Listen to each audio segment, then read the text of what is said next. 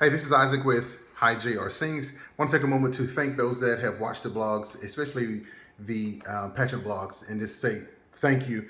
Uh, Not sure why people like those, but I tell you what, I really do appreciate you watching. I'm glad someone likes my take on pageants. So, as you know, the Suprachat Semi Finals were today.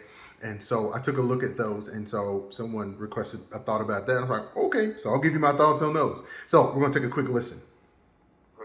Miss Supranational Philippines Pauline, question to you from Janelle Thongs.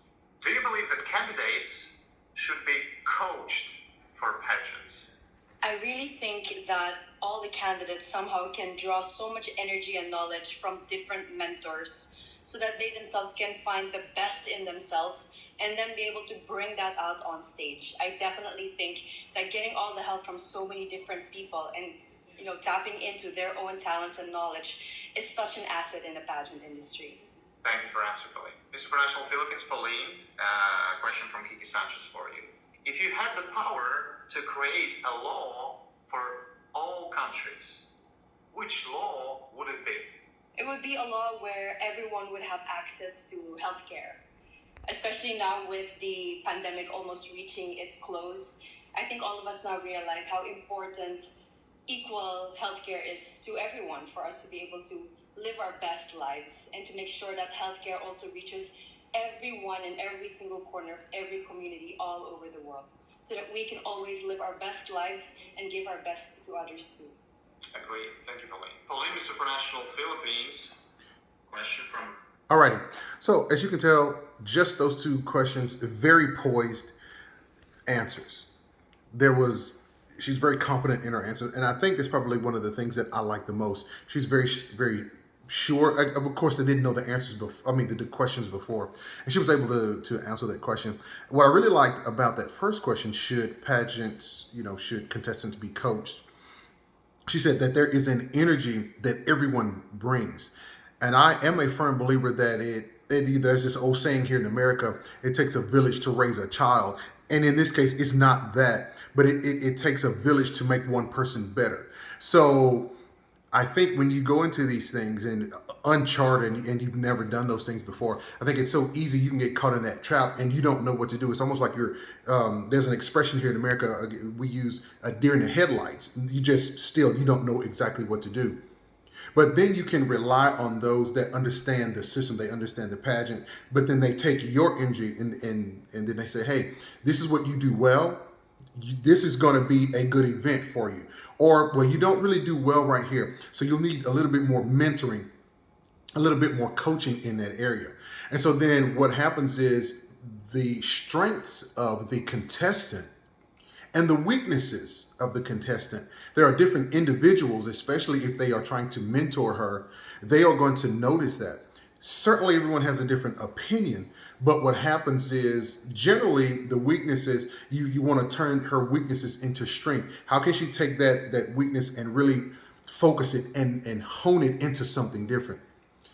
On the flip side of that, those things that she does well, how can you make sure that they don't end up becoming a weakness? I'm like, well, I'm so strong in this area that I don't need to really work on this area. When you have multiple people coaching you, mentoring you, they're not going to let you fall. And if you have a question, if you're like, well, should I walk like this, or should I wear this, or any of those issues, you have several people there that understand the process, and they can say, hey, you need to do this, or you can do this. Or they'll simply give you 2 or 3 options and they say, what do you feel works best for you? Let's fit how you want to be into, not into the mold, but how can we best fit you into, we can take your strengths and magnify them. And you can say, it's kind of funny. It's kind of a funny way that I want to say it. So I'll just say it like this.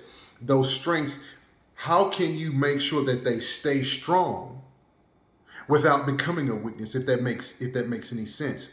Because what happens is, oh, I'm strong in this area. I don't need to prepare as much in this area. So I'm going to focus all my energies on where I'm weak. Well, then what happens is you become strong in this area, and then your strength, then it then becomes a weakness. Why? Because you're not keeping it honed up.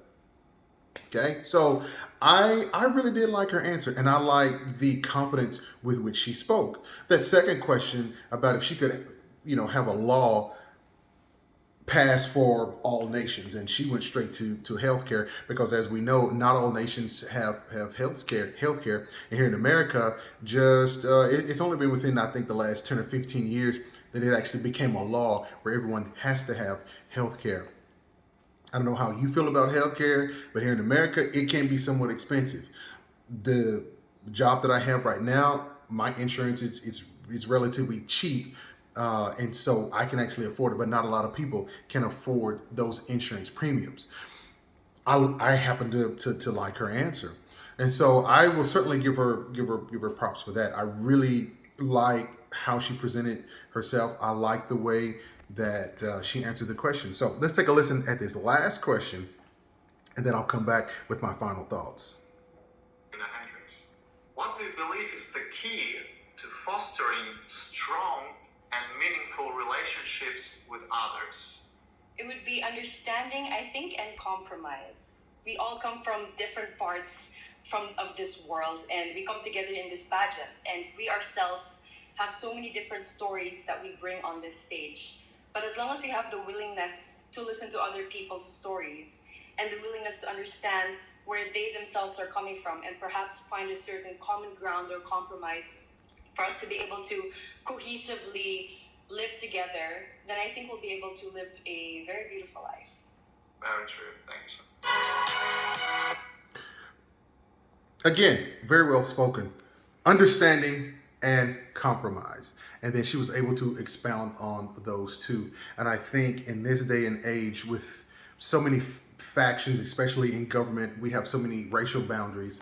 We must understand each other, and then compromise. I can't get everything I want. You can't get everything you want. But it's a wonderful thing that when we can come together, we can understand each other.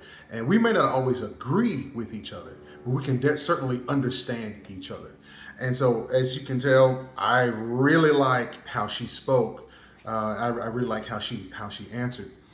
As I watched the questions, I noticed there were also two other contestants that I found myself liking, and that was Miss Haiti and also Miss UK, Miss United Kingdom.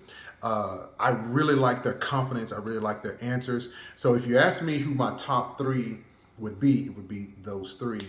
Not in that order, of course. Miss Haiti, Miss UK, and then Miss Philippines. You already know who I think is first. But anyway, and I'll just put it like that. So I would just encourage everyone. Excuse me. I would just encourage everyone to get out there and vote. Use your phones. Get on the app. Vote. It is very easy to do. I did 2 shorts today. I've already done my votes today. So have you done yours? And I just want to take a moment to wish Pauline the best of luck. Those of you that are listening, I certainly do thank you for listening, because you certainly can do something else with your time. But I thank you for taking just a few moments out of your day to listen to my thoughts about the pageant. So I really appreciate it. You guys take care, and don't forget to vote. And I'll talk to you later. Peace.